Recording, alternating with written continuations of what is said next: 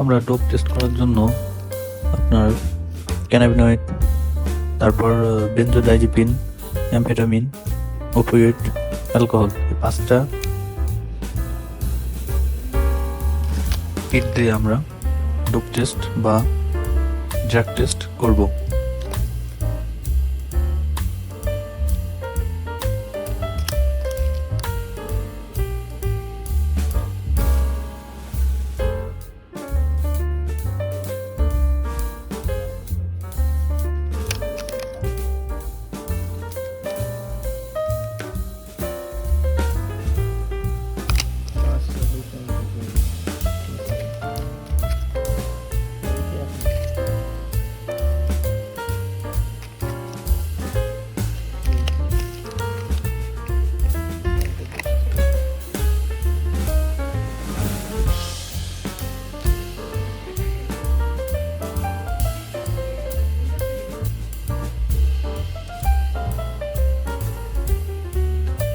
এখন আমরা ডোপ টেস্টের স্যাম্পল হিসেবে ইউরিন এই ডিভাইসে দেব।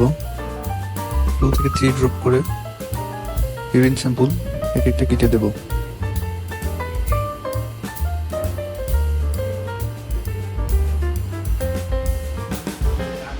আমাদের এই ড্রাগ টেস্টের ডিভাইস 5টাতে প্রত্যেকটিতেই কন্ট্রোল এবং টেস্ট থাকবে আর স্যাম্পল লেখা থাকবে। এই জন্য আমরা টেস্ট স্যাম্পল দেওয়ার পর 1 থেকে 2 মিনিট ওয়েট করব। তারপরে কন্ট্রোল এবং টেস্ট দুইটাই দাগ আসবে।